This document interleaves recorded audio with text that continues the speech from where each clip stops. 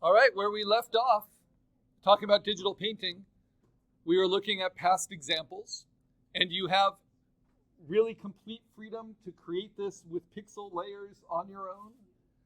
We're going to be learning how to make our own brushes and using the tablet, right? And you can either do a portrait from the shoulders up that can be stylized, or you can do an animal from head to toe. And what you're required to do is post one primary reference photo, even if it's a photo from artwork, right? Something you find online, something that you take yourself. I find it very helpful to have more than just one reference photo. I also find it helpful to have inspiration, but this is what's required. And then just the finished painting with a blank white background. So for instance, this student wanted to do a self-portrait and then wanted to make it and abstract it and make it more of a caricature using the colors of his favorite piece of clothing, right? So there's all kinds of ways you can be inspired. I wanted to do this rhinoceros for a demo, and then I wanted to turn it into a Christmas card. And so in the folds of the rhinoceros, it says Happy Holidays. And then on the final card, I painted a little wreath around his horn. There's all kinds of ways you can use digital painting. Notice how in the photo reference, you don't want to be a slave to any one reference, which is why it can be helpful to have multiple. In the photo reference, the proportions of the rhinoceros are different than what I painted. And that's one advantage of digital painting, is you can warp and skew and make it fit the silhouette and the shape you want. Yeah.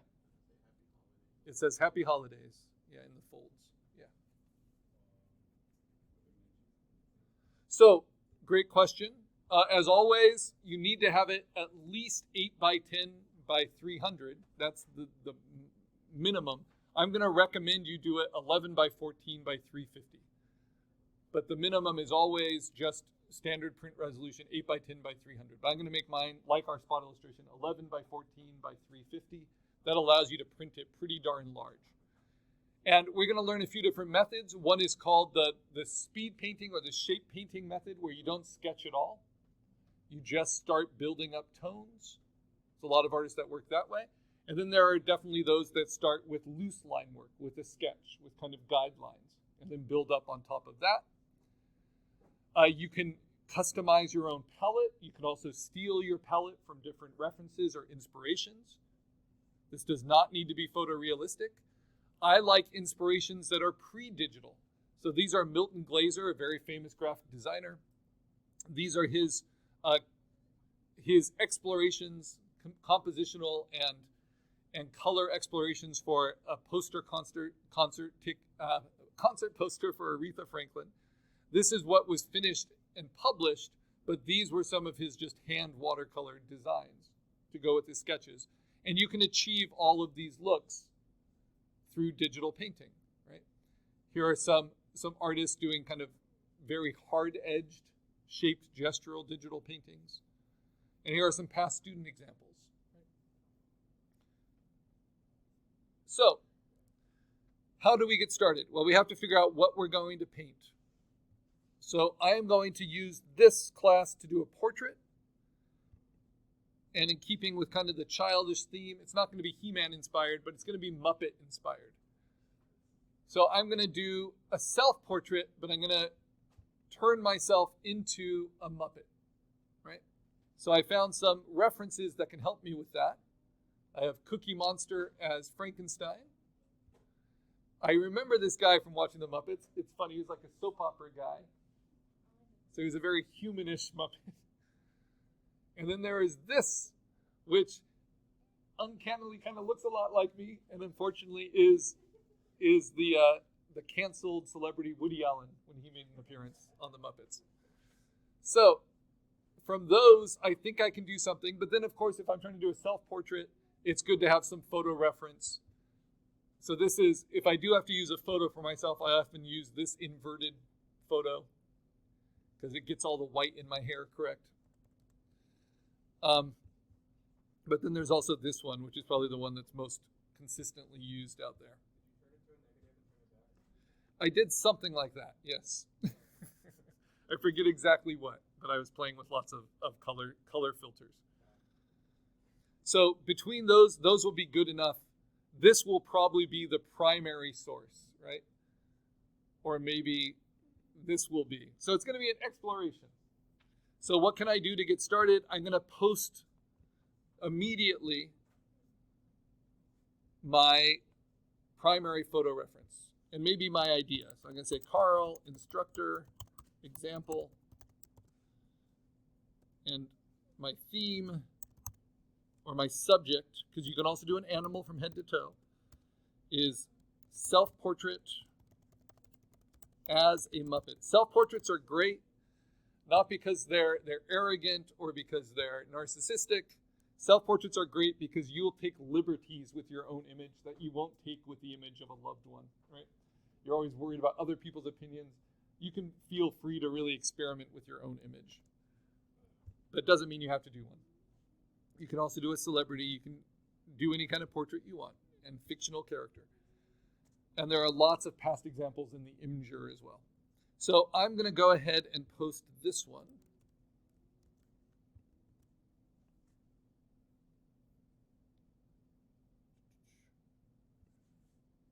And I might as well go ahead and post other inspiration images, because this doesn't look like a Muppet yet, though I do like that it looks kind of furry everywhere. So it might be really good for color reference. So I'll post this one.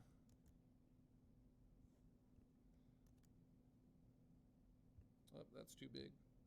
One way to get around, because we're getting near the end of the assignments, right? If you've posted a lot of high-res images, which I have, you might need to start posting little screen grabs of them. And when that doesn't work, you can attach them. So my other reference images are going to be attached. So how do you attach? You click that little paper clip, and then you find your images. I'll need to navigate to them.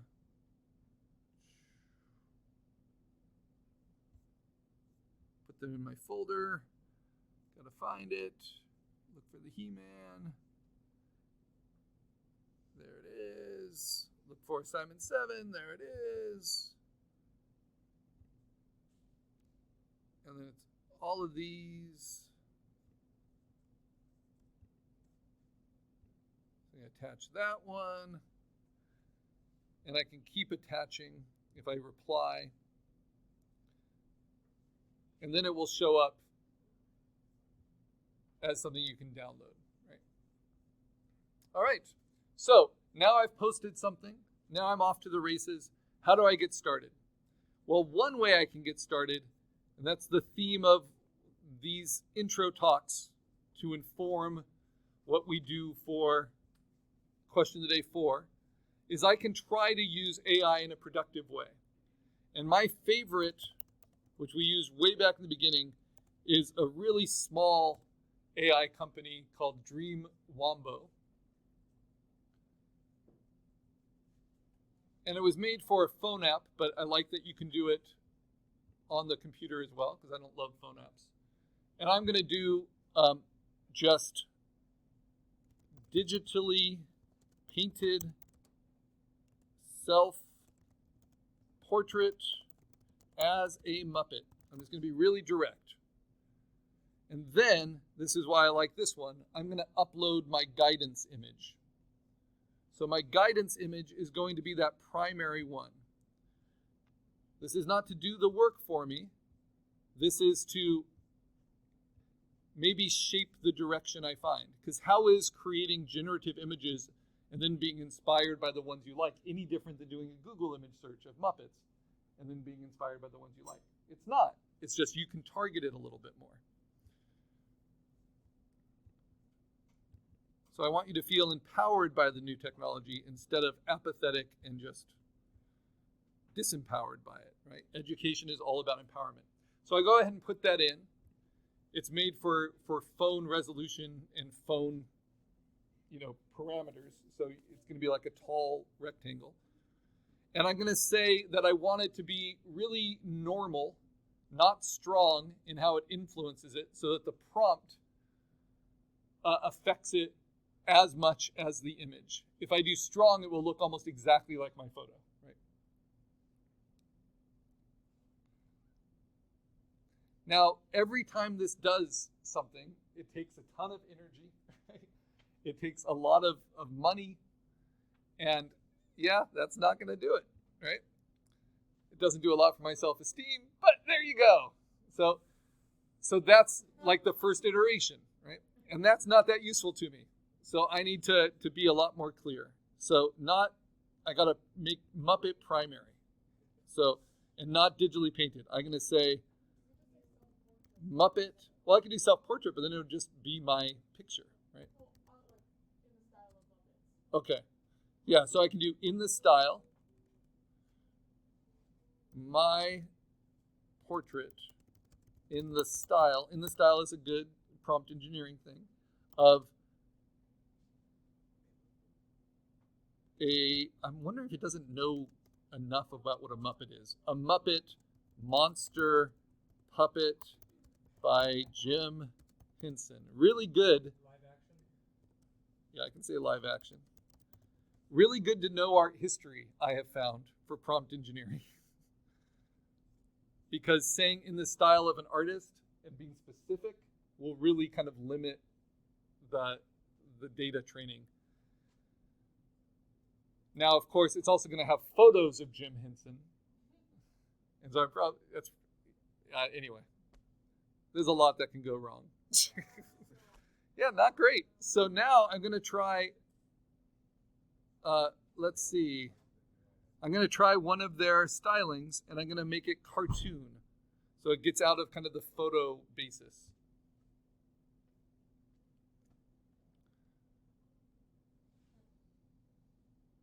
And this might be an example, because it used to work great a year ago, where it's all so generic, the data set is too large on all the new models. Yeah, so it just keeps giving me very, very similar things, right? Even if I try to get into it.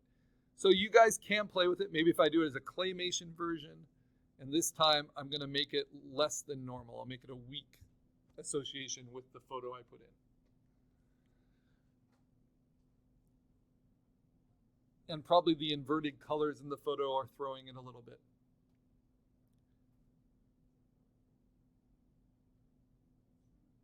And there are also, of course, AI generative models.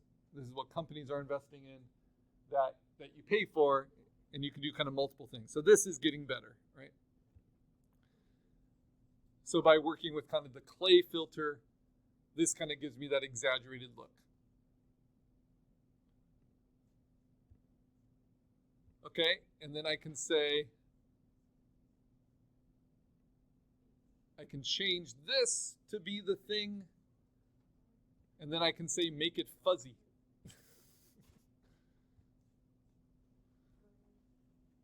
But you can see, in order to do it all through AI and try to get a finished thing is really, really difficult.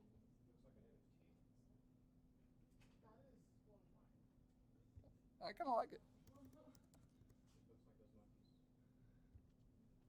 So Fuzzy Muppet Monster Puppet by Jim Henson live action. Now it is informed by that claymation one. And I think I might be still on the clay filter, which is probably a mistake. But yeah, so we'll see. Yeah, it didn't do much. So let's go for the Dreamland, which is the one that's supposed to just clearly prioritize your prompt over preset aesthetic styles. Now, this has been my experience with AI generative for quite a while. You get like closer in some aspects and further away in other aspects. And these variations, it's a little fuzzier. So now it doesn't look like clay anymore. You see how it looks a little bit like felt? And so can that be helpful? Yes, I think that can be helpful in some ways. But it's going to take kind of the human understanding to put that together with this, you know, all that kind of way to figure out how I want to do it. So you are allowed to use AI as inspiration and as reference imagery, but you're going to be making all of the pixels yourself for this.